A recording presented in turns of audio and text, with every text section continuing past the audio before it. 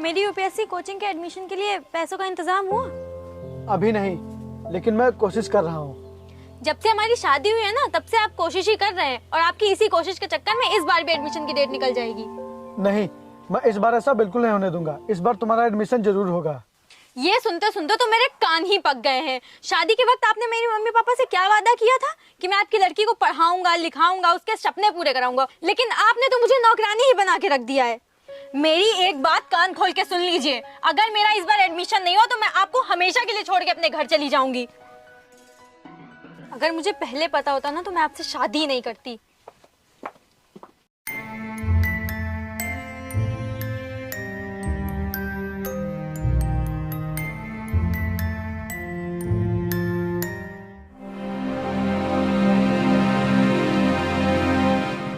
अरे भाई रुको। हाँ भाई बोलो। भाई वो जो मैंने तुमको 5,000 रुपये दिए थे वो मुझे चाहिए थे। वो क्या है ना कि मुझे बहुत ज़रूरत है। अगर भाई ज़रूरत ना होती तो मैं तुमसे कहता नहीं। चलो मेरे साथ, मैं देता हूँ। ठीक है।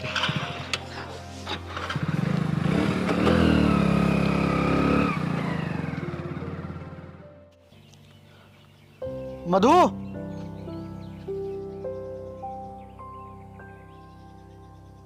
जी ये रहे पूरे 5,000 रुपये। कल तुम अपना एडमिशन करवा लेना।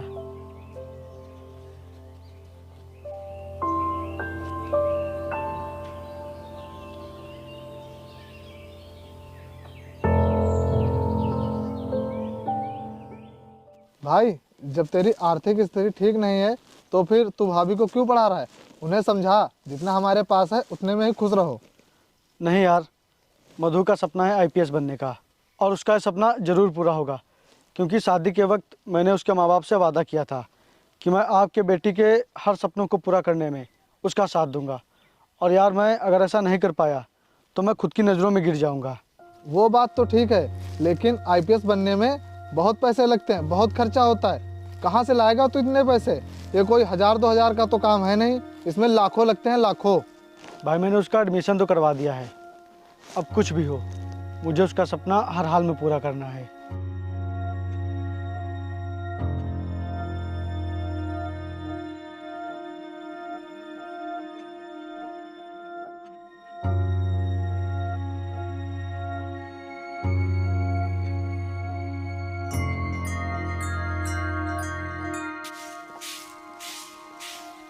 सुनिए,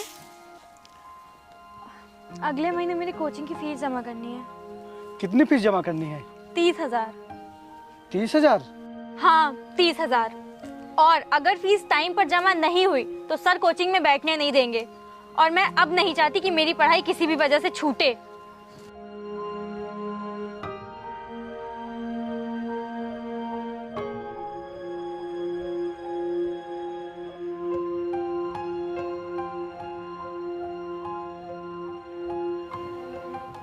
और भाई बताओ, क्या हाल है? बढ़िया है मालिक। मालिक वो हमको पैसे चाहिए थे। पैसे? वो किस लिए? मालिक वो हमारी बीवी पढ़ाई कर रही है ना, तो उसकी फीस जमा करनी है। अबे जब फीस जमा करने के लिए पैसे ही नहीं है तो पढ़ाई क्यों रहा है? मालिक हमारी बीवी का सपना है आईपीएस बनना, और उसका सपना पूरा करने में मेरे अलावा भला उसका और कौन साथ देगा? आईपीएस? फीस जमा करने के लिए पैसे नहीं है और बीवी को बनाओगे आईपीएस? शायद तुम्हें पता नहीं है, औकात से बड़े सपने अक्सर कर्ज में डुबा देते हैं। अच्छा बोल, कितने पैसे चाहिए? 30,000। ठीक है, मैं तुझे पैसे दे तो रहा हूँ, मगर मेरी एक बात याद रखना, मुझे 6 महीने के अंदर ब्याज सहित पूरे 50,000 रुपये चाहिए। मालिक आप एकदम बेफिक्र रहें।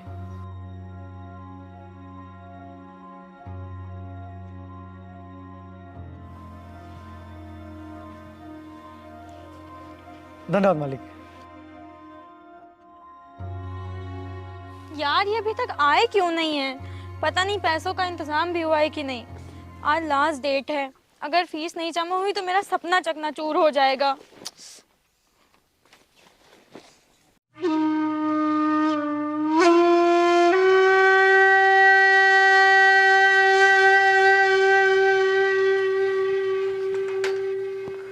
मधु ये लो पैसे। चलिए अब छोड़ने। आओ बैठो।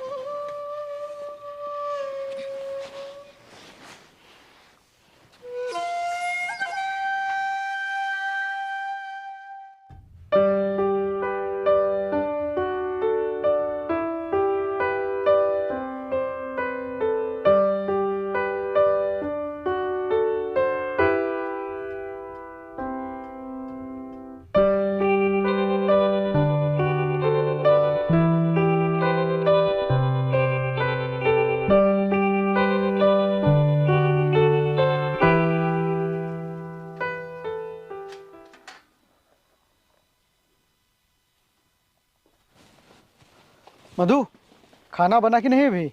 नहीं, मेरे एग्जाम्स आने वाले हैं, इसलिए मैंने खाना नहीं बनाया। और हाँ, मैं खाना बना भी नहीं पाऊंगी जब तक मेरे एग्जाम्स रहेंगे। कोई बात नहीं, तुम मन लगाकर पढ़ाई करो, खाना मैं बना लूंगा।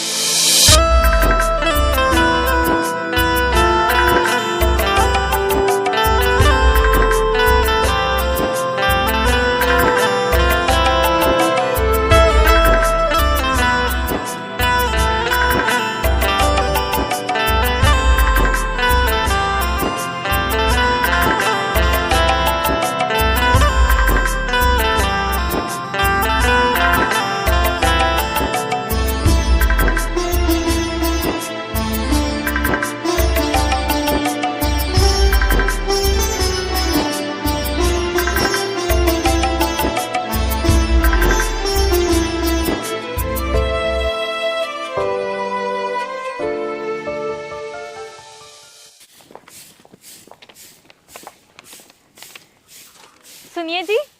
हाँ मधु। मैं पास हो गई, मेरी यूपीएससी में 15वीं रैंक आई है। क्या? ये तो बहुत ही खुशी वाली बात है मधु। मैं तुम्हें बता नहीं सकता कि आज मैं कितना खुश हूँ। लेकिन क्या मधु? वो बात यह है कि मुझे अगले हफ्ते ट्रेनिंग के लिए दिल्ली जाना है और ट्रेनिंग में 1 लाख रुपए जमा होंगे, और अगर पैसे नहीं दिए तो मैं ट्रेनिंग नहीं कर पाऊंगी। और ये मेरी सक्सेस का आखिरी पड़ाव है। अगर मैंने ये ट्रेनिंग कर ली तो मैं डायरेक्ट आईपीएस ऑफिसर बन जाऊंगी।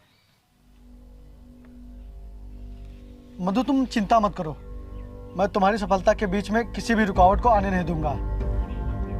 पैसे तुम्हें मिल जाएंगे, तुम ट्रेनिंग पर जाने की तैयारी शुरू करो।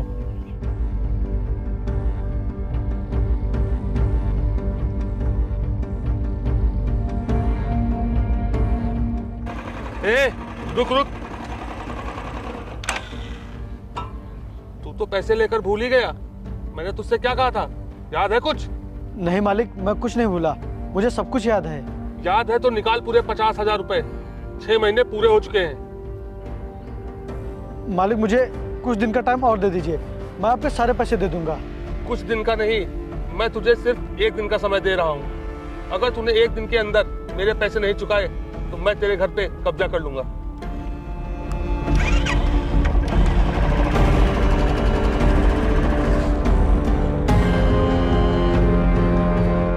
तू पागल हो गया है क्या? तू ऐसा सोच भी कैसे सकता है?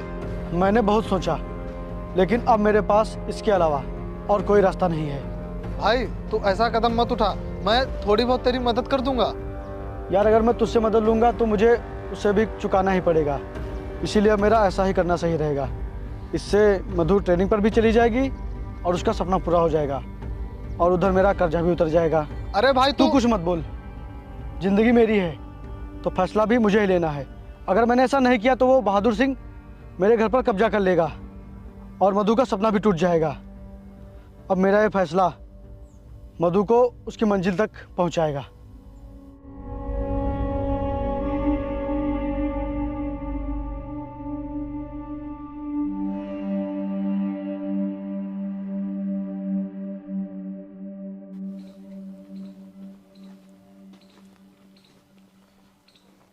भाभी जी, वो कहाँ है? सुबह बोल के गए थे कि अभी आ रहा हूँ 5 मिनट में, और देखो शाम हो गई अभी तक नहीं आए हैं। कहाँ गए हैं? मुझे लेट हो रहा है, निकलना भी है। भाभी जी वो थोड़ा काम में फंसा है, लेकिन उसने आपके लिए पूरे 1 लाख रुपए भेजे हैं।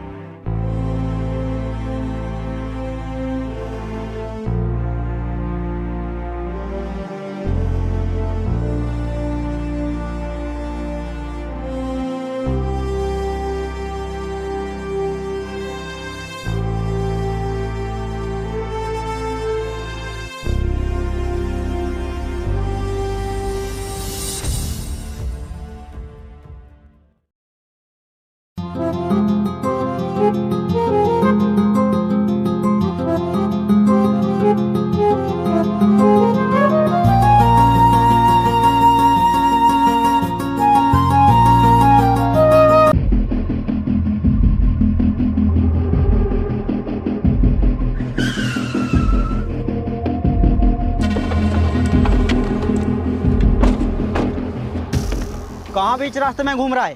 तुझे दिखाई नहीं देता आईपीएस की गाड़ी जा रही है? अंधा है क्या? अरे यार, ये तो सच में अंधा लग रहा है। हाँ साहब, मैं अंधा ही हूँ। अबे जब अंधा है तो इस तरह रोड पर क्यों टहल रहा है? जाके कहीं साइड में बैठ। अगर इस तरह टहलेगा तो पता नहीं कौन सी गाड़ी तेरी मौत का कारण बन जाए। साहब वो मुझे कुछ रुपए दे दीजिए, मैंने 1 हफ्ते से कुछ खाया नहीं है, बहुत तेज भूख लगी है। क्या तू हमसे पैसे मांग रहा है? अबे तुझे पता है हम कौन है? हम पुलिस वाले हैं और तू हमसे पैसे मांग रहा है। अगर तुझे पैसे चाहिए तो जाके किसी मंदिर में बैठ, वहाँ तुझे खाने को खाना और भीख भी मिल जाएगी। और हर रास्ते से आईपीएस मैम को मीटिंग के लिए लेट हो रहा है। ये कौन है रास्ते में, और तुम लोग इसे डांट क्यों रहे हो? अरे मैम ये अंधा है और बीच रास्ते में टहल रहा है और हमसे भीख भी मांग रहा है। तो उसकी मदद करने की बजाय तुम लोग उसे डांट रहे हो? अरे मैम ये बीच रास्ते में टहल रहा है, इसे डांटे नहीं तो क्या शाबाशी दें? वो तो अंधा है ही, लेकिन लगता है शायद तुम लोग भी अंधे हो गए हो। तुम लोग को ये नहीं सिखाया गया कि ऐसे असहाय लोगों के साथ कैसा व्यवहार करना चाहिए। इडियट। आइए मैं आपको रोड पार करा देती।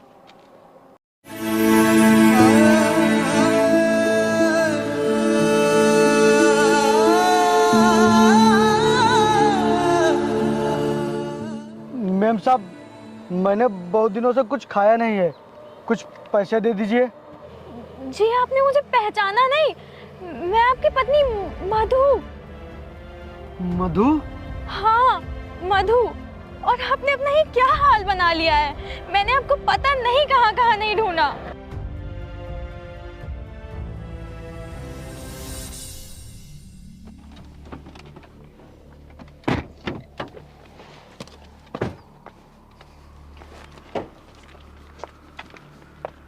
विपिन कहाँ है? कहाँ चले गए हैं वो? मैं उन्हें पूरे 1 हफ्ते से ढूंढ रही हूँ। तुम्हें तो पता होगा ना कि वो कहाँ है। नहीं, मुझे नहीं पता है वो कहाँ है। लगता है वो मेरी सफलता से खुश नहीं है, इसीलिए मुझे वो इस पोस्ट पर नहीं देखना चाहते हैं। वाह भाभी जी वाह, आपने तो बड़ी आसानी से उन्हें भला बुरा कह दिया।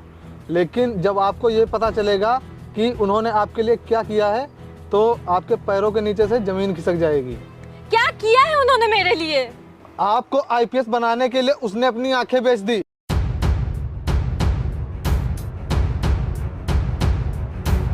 आपकी जिंदगी में रोशनी लाने के लिए उसने अपनी जिंदगी में अंधेरा कर लिया।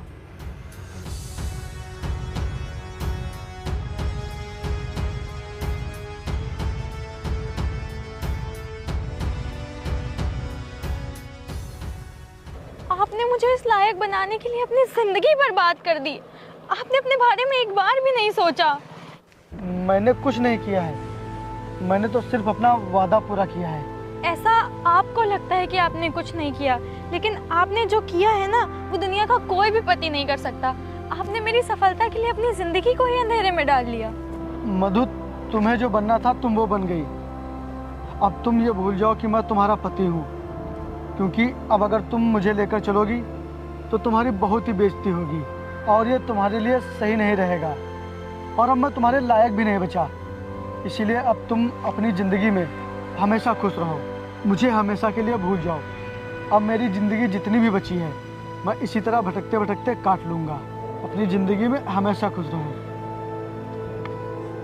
सुनिए, आपने अपना पति धर्म बहुत ईमानदारी से निभाया है। अब पत्नी धर्म निभाने की बारी मेरी है। और मुझे उन 7 फेरों के सारे 7 वचन याद हैं।